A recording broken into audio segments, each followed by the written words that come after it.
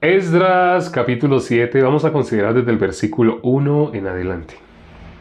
Pasadas estas cosas en el reinado de Artajerjes, rey de Persia, Esdras, hijo de Seraías, hijo de Azarías, hijo de Hilcías, hijo de Salum, hijo de Sadoc, hijo de Ahitob, hijo de Amarías, hijo de Azarías, hijo de Merayot, hijo de Seraías, hijo de Uzi, hijo de Buki, hijo de Abisúa, hijo de Fines, hijo de Eleazar, hijo de Aarón, primer sacerdote. Este Esdras subió de Babilonia, era escriba diligente en la ley de Moisés que Jehová Dios de Israel había dado, y le concedió el rey todo lo que pidió, porque la mano de Jehová su Dios estaba sobre Esdras. Y con él subieron a Jerusalén algunos de los hijos de Israel y de los sacerdotes levitas, cantores, porteros y sirvientes del templo en el 7º año del rey Artajerjes. Y luego a Jerusalén en el mes quinto del año 7º del rey, porque el día primero del primer mes fue el principio de la partida de Babilonia. Y al primero del mes quinto llegó a Jerusalén, estando con él la buena mano de Dios, porque Esdras había preparado su corazón para inquirir la ley de Jehová y para cumplirla y para enseñar en Israel sus estatutos y decretos. Esta es la copia de la carta que dio el rey Artajerjes al sacerdote Esdras, escriba versado en los mandamientos de Jehová y en sus estatutos a Israel. Artajerjes, rey de Israel, a Esdras, sacerdote y escriba erudito en la ley de Dios del cielo, paz. Por mí es dada orden que todo aquel en mi reino del pueblo de Israel y de sus sacerdotes y levitas que quieran ir contigo a Jerusalén, vaya. Porque de parte del rey y de sus 7 consejeros eres enviado a visitar a Judea y a Jerusalén, conforme a la ley de tu Dios que está en tu mano, y a llevar la plata y el oro que el rey y sus consejeros voluntariamente ofrecen al Dios de Israel, cuya morada está en Jerusalén, y toda la plata y el oro que halles en toda la provincia de Babilonia, con las ofrendas voluntarias del pueblo y de los sacerdotes que voluntariamente ofrecieren para la casa de Dios, la cual está en Jerusalén. Comprarás, pues, diligentemente con este dinero becerros, carneros y corderos, con sus ofrendas y sus libaciones, y los ofrecerás sobre el altar de la casa de vuestro Dios, la cual está en Jerusalén. Y lo que a ti y a tus hermanos os parezca hacer de la otra plata y oro, hacedlo conforme a la voluntad de vuestro Dios. Los utensilios que te son entregados para el servicio de la casa de tu Dios, los restituirás delante de Dios en Jerusalén, y todo lo que se requiere para la casa de tu Dios que te sea necesario dar, lo darás de la casa de los tesoros del rey. Y por mí, Artajerjes, rey, es dada orden a todos los tesoreros que están al otro lado del río, que todo lo que os pida el sacerdote Esdras, escriba de la ley del Dios del cielo, se le conceda prontamente.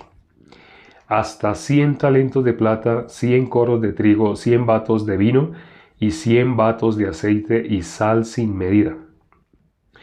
Todo lo que es mandado por el Dios del cielo se ha hecho prontamente para la casa del Dios del cielo, pues, ¿por qué habría de ser su ira contra el reino del rey y de sus hijos? Y a vosotros os hacemos saber que a todos los sacerdotes y levitas, cantores, porteros, sirvientes del templo y sus ministros de la casa de Dios, ninguno podrá imponerles tributo, contribución ni renta, y tú, Esdras, conforme a la sabiduría que tienes de tu Dios, pon jueces y gobernadores que gobiernen a todo el pueblo que está al otro lado del río, y todos los que conocen las leyes, de tu Dios, y al que no las conoce, le enseñarás. Y cualquiera que no cumpliere la ley de tu Dios, y la ley del rey, será juzgado prontamente, sea a muerte, a destierro, a pena de multa o prisión. Bendito Jehová, Dios de nuestros padres, que puso tal cosa en el corazón del rey para honrar la casa de Jehová que está en Jerusalén. E inclinó hacia mí su misericordia delante del rey y de sus consejeros y de todos los príncipes poderosos del rey, y yo, fortalecido por la mano de mi Dios sobre mí, reuní a los principales de Israel para que subiesen conmigo.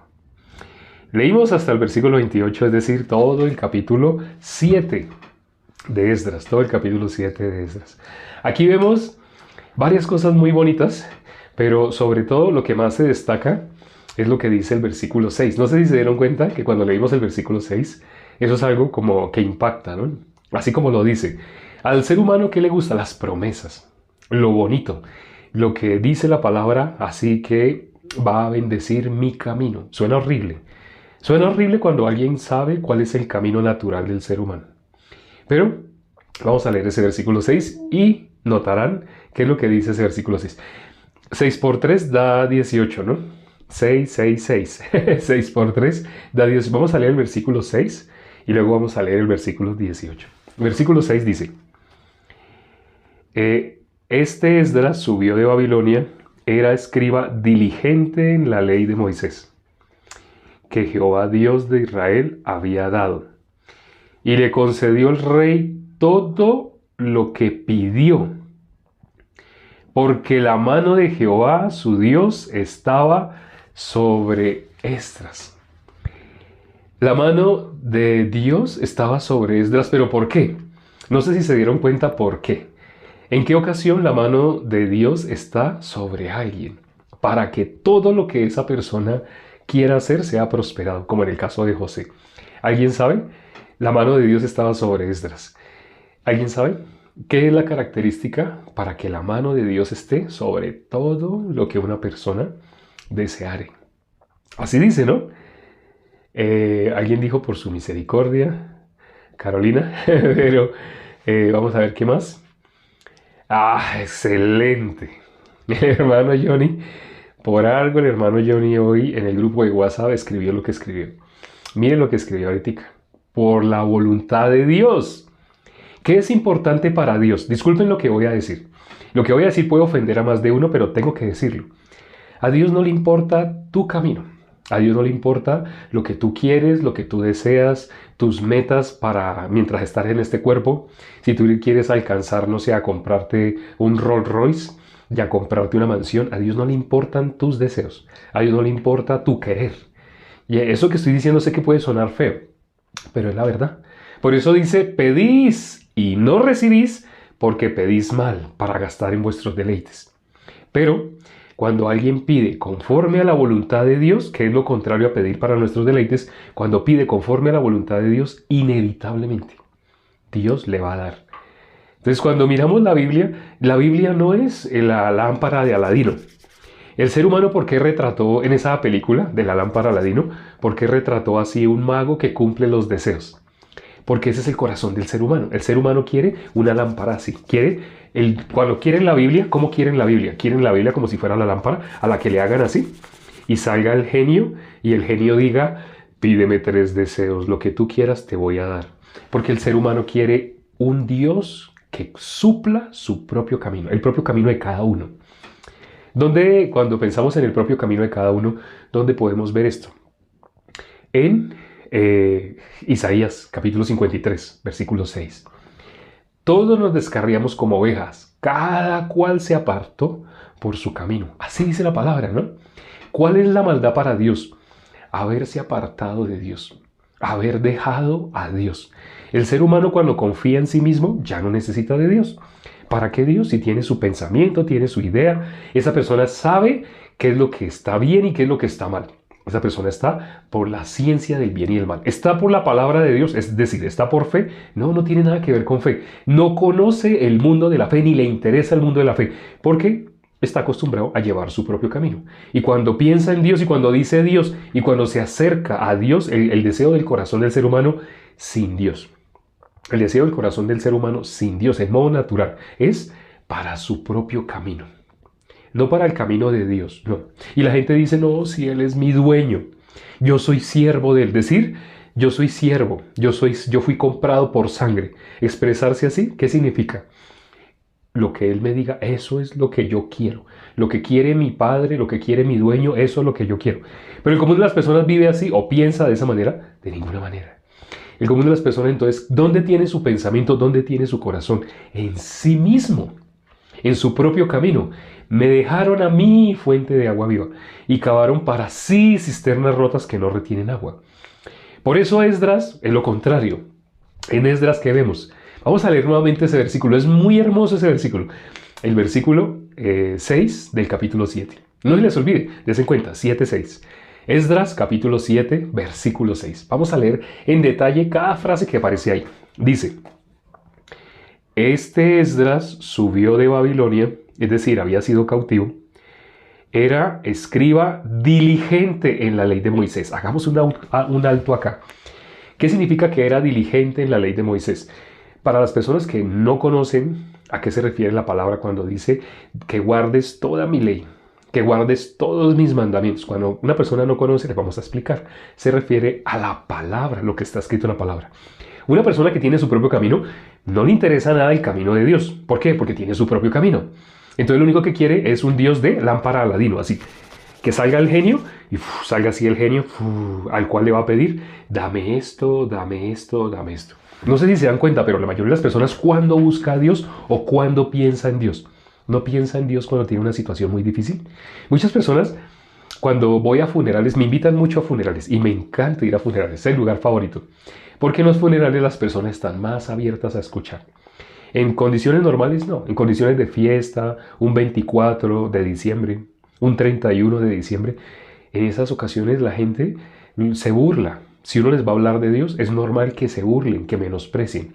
Pero en un funeral quieren que uno les hable de la vida después de la muerte. Están viendo ahí en una caja a su tío, a su primo, a su ser querido. ¿Qué es lo que quieren? En ese momento, ay, eso también me puede pasar a mí.